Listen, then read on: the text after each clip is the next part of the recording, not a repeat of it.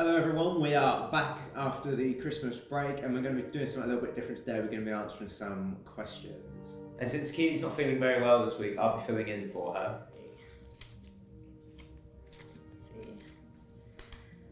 What is the most enjoyable thing about making a new design? Ooh, actually, I think the colouring it in and printing it off is probably the most satisfying part for me. Mm-hmm. Yeah, I love building a colour palette. It's a huge thing, like developing the colour story, and probably the research stage. I really like developing mood boards and coming up with the inspiration for my project, so probably that. And what about yours, Taylor? Or making a video as the most enjoyable part? I think it's quite nice when you film something and you're sort of like trying to piece it together, how it's going to look, and then you get it on the computer, and then you look at that and think, wow, that looks really cool. I feel like that. So, yeah. Alright. Oh, Photoshop or Illustrator? Mine's 100% Photoshop. 1000%. Yeah, I feel that. Yeah, I'm better at it, and I feel like there's more I can play around with on there. Premiere Pro. Right. This is good. What is your most frequently used emoji? What's your one? Mine's it's the face where he's sort of like girding, you know, and he's like. I love how you know that off the top of your head. I just know it is. It's either that or the orangutan emoji. Ooh, Very lovely. Let me see. I feel like mine's probably the laughing emoji. Don't know why, because my life's not that funny, but it's probably the laughing emoji. Mine's apparently the sun emoji, even though I don't really use that. And it's Either not the very sunny sun or the arm. Oh yeah, that's a good one to be fair. The arm. Like, we can do this. I Guys. I like a good ironic meme. Right, as a looking. Right. What is something you will always... Let me start that again.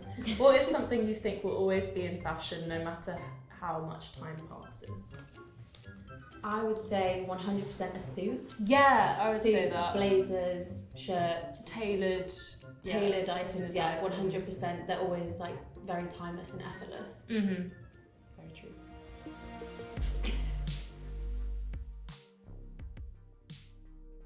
So for the latest project, I've decided to look at war-torn architecture and look at broken buildings and falling walls and kind of focus on the textures and shapes I can find within those settings.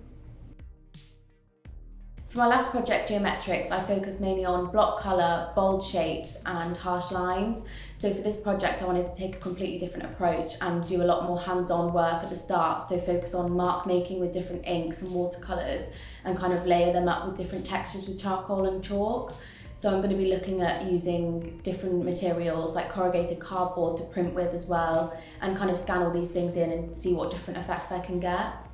So I'm really looking forward to working with a new colour palette which consists of more earthy tones, which I've picked from my imagery, as it's quite different from what I've done from the previous projects.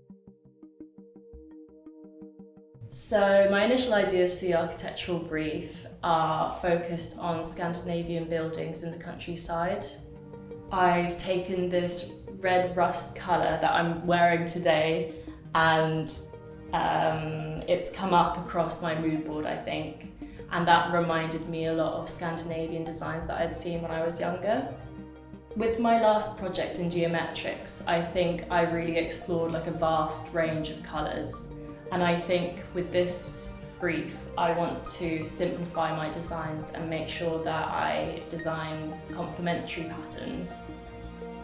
I'm really looking forward to making some fun looking patterns, and I also want to incorporate wood grain and texture that I haven't really explored yet.